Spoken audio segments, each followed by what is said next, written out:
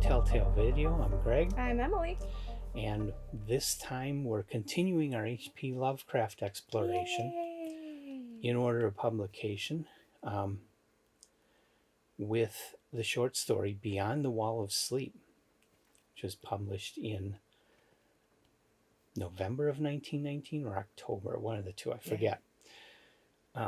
So very early in his career. Mm-hmm. I think it's like number 5 in his fiction after he wrote tons and tons and tons of really obnoxious poetry. Yes, definitely. So, Beyond the Wall of Sleep is probably his most science fictional story. Yes. Of everything I've read of his. And definitely the first one that is really science fictional, being an early story. And it concerns a guy in Appalachia.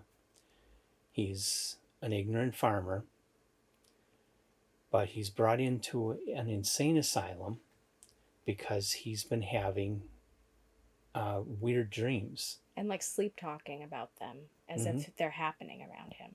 So he's like sleepwalking simultaneously too. Yeah, but the dreams are making him violent. He would wake up and he would be having a violent episode, and that's why he's brought into the insane asylum, assuming he is a violent, insane person. But the doctor is somebody who had, early on in his career, flirted with the idea of developing an apparatus that could tap into a person's dreams so that one person could be electronically connected to another person and they would both be seeing the same dream. So he hauls the old apparatus out and uses it on this insane guy and sees what the insane guy sees, but also talks to some of the people that the insane guy sees. Yes. And what he sees is explained as beings that don't have physical forms. They're like lighter energy of some kind. Yeah, lighter energy. And apparently we can join them eventually. Like, I suppose after we die, we leave our bodies and we become lighter energy and go out there into space. But this particular being was trying to, for some reason, trying to communicate that he was out there and he was going to fight this other being. Yeah, there was this being that's somehow his nemesis of some sort. And why they would want some guy in a insane asylum in Appalachia to know about it. An inbred who could hardly speak good English anyway. Yeah. Excuse me. I was reading the story in the annotated H.P. Lovecraft. I took the dust cover off so it wouldn't get ruined. And one of the annotations was pointing out the fact that the reality of Appalachia, at least at the time that Lovecraft wrote this, is that there were more of them that actually went to school, and they actually had a higher literacy rate than people in the cities did. Yeah. And so Lovecraft was perpetuating a myth of the ignorant, the urban legend of Appalachia people being inbred morons. They were actually more educated and more literate at that time than most of the people in the cities. And especially, like, they come from, when you think of that entire area being the colonies, they come from Puritan culture, which had a huge emphasis on education. Maybe not the education we like, because it was religiously based, but there was a huge emphasis on making sure everybody knew how to read, because reading the Bible was important to them, and making sure that people had, access to libraries and things. So they're kind of, culturally, it makes better sense. Yeah. Interesting. But anyway, it was just very interesting that Lovecraft, he wasn't just racist, he was against everybody. Yeah. He was afraid of everybody, and this was one more instance where he was perpetuating a stereotype that wasn't true. But because he just felt everybody was inferior to him. He not the wrote that best into human, this story. but you know. But the other interesting thing is that the story is based on a real astronomical event. Oh. There was a nova near the star Algol in 1901 Mm. when this story was set. Lovecraft had a deep interest in astronomy Mm-hmm. and studied it a lot. Yeah. And so he would have learned of this if he hadn't actually heard of it at the time. Mm-hmm. He would have known of this event, and it was just a nova, a star blowing up. Yeah. Nobody knew the star was there until it blew up. It became bright enough that everybody could see it. Yeah. Interesting. Mm-hmm. And so he crafted the whole myth of this story around that incident of a real nova out in That's space. really cool. Yeah. I like that. Mm-hmm.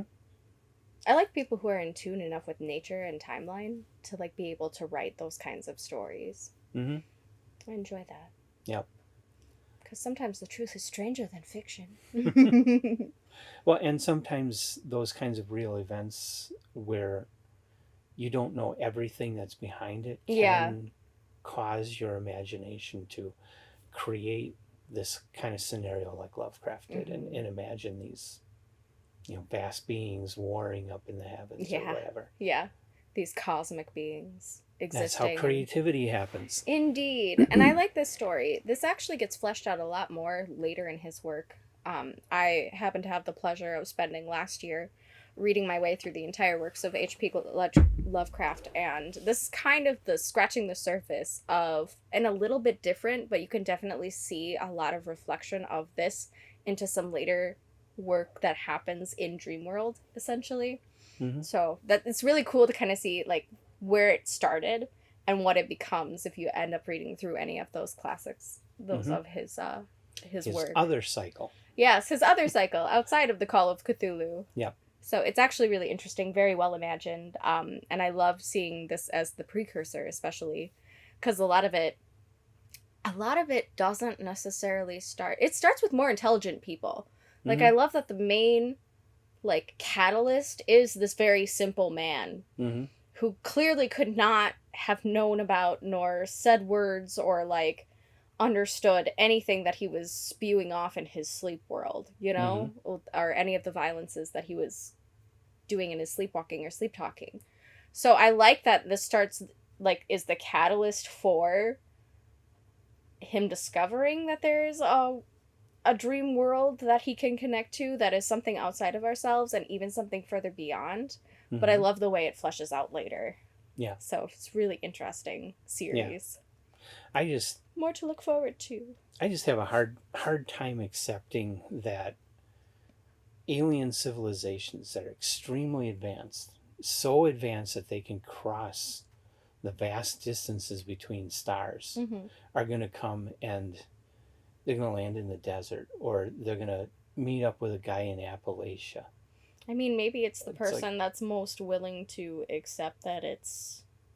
No, it would be comparable to us taking an interest in a single ant that's wandered off away from the rest of the ant colony. It's like, Well, someone had to graduate from the bottom of the class at alien school. Maybe it was an accident. Maybe his father was a super genius and he was just... The only thing I would believe is they would pull out a giant magnifying glass. And just burn him. Burn him. But yeah, it is a little unusual, but it definitely... I understand it from a literary aspect. Yeah. You need someone who there's no possible way he could have come up with this on his own. But the UFO myths of where all these UFOs are in all these rural places, like Roswell, meeting up with people who are, not very well educated. I just don't buy it. No, I do buy that they might be in the oceans. One, because there's so much ocean. Two, those animals are way cooler than us. Maybe those animals actually are aliens. You never know. You never know. But yeah, definitely a really cool... It's a good story. And for the beginnings of what H.P. Lovecraft does with it later, it's a good way to scratch the surface, so to speak. The only thing, it was very short, and I would have liked a little more. I mean, leaving mystery is really cool, like the way Poe did it in the narrative of Arthur Gordon Pym, but I feel Lovecraft didn't give us enough here. Like he stopped too short. I can, yes, I definitely think I see where you're coming from with that. And there's so much that differs when he starts fleshing it out more later in his stories that it's almost not the same story. It's like, oh wait, okay, I got this out there. Let me start over though. Similar things, like the energy beings are not a thing. They do have actual physical forms when they're in Dream World later in the series and things. That stuff hasn't been fleshed out, but I think as a standalone story, and because there are so many unknowns, I like that it kind of abruptly is like done, and you don't get more until you start reading into the other stuff, which is the same but different. Yeah. So the nice thing is there is more to go off of, but it's not even. It's so much more than what that is. Yeah. So I can definitely see that. So it seemed like he had intentions of making it more later, of course. Yeah, but I feel it suffers from just want a little more than what this is, especially the super cool title of Beyond the Wall of Sleep. That is such an awesome title. Back. Find the freaking portal. Yeah. It's just such a perfect title, and then the story I don't feel lives up to it. Okay. Yeah, I can get that. Okay. So it wasn't. I'd say it's not a top tale for me personally, but no, not quite. It's fun. Definitely good to read. Yeah. Recommended. And it is the beginnings of a really cool stream of stories that have their own fun adventures and their own takeaways, and so I like it for that as a beginning. It dips your toe in a little bit, but it gets way better through the rest of the series. So I'm excited. It's good though. It's kind of nice to see something from Lovecraft too that's not just Call of Cthulhu. Like, I like Call of Cthulhu a lot. Yeah. It's his most popular mythos. But to know that he had other stuff is actually... He wasn't just like a one and done kind of guy. Yeah, he did write quite a variety, and really, he wrote a number of stories that are definitely part of the Cthulhu mythos, but he did write a lot that wasn't really part of the mythos. Yeah, but also the same universe. That's kind of what I like, is that all his stuff seems to happen in the same universe, even if it's not the same myth. Yeah. So I appreciate that about him. Because Cthulhu does exist in Dreamworld and all those other elder gods and stuff. Yeah. Super fun. Yeah, very imaginative. And that's all. Yeah, that's all I have to say about it. I'm excited for more H.P. Lovecraft that we're going through, because it's something I actually know. I think Dagon is next. Yes, if I remember right. That's a good one. I'm excited for that one. And I originally thought that before Beyond the Wall of Sleep was The Picture in the House. Interesting thing about that. Oh yeah, you were telling me this. The magazine where The Picture in the House was first published is dated July 1919, which would have put it before Beyond the Wall of Sleep. But then I opened up my annotated H.P. Lovecraft, and it said the magazine actually was published in the spring of 1921, and they just put the date July 1919 on the cover. Why? Somebody didn't want to do the typesetting, apparently. Yeah. It's just numbers. Nobody cares. Or throw it on there. It had been that long in preparation. Yeah, or something. Maybe. Yeah. So it actually, apparently in Lovecraft's own papers, it actually was written in December of 1920. So that I quick revamped our schedule. Switcheroo. So Picture in the House is a little ways down the road yet. Okay. Interesting. And Dagon is next. Dagon was November of 1919. This one was October of 1919. Okay. Very cool. Alrighty. Anything else? That's all I got. Yeah, that's all I got too. It's a good one. H.P. Lovecraft is one that I really do enjoy reading a lot. So join us on that journey. Like, subscribe, and we will see you next time. Bye.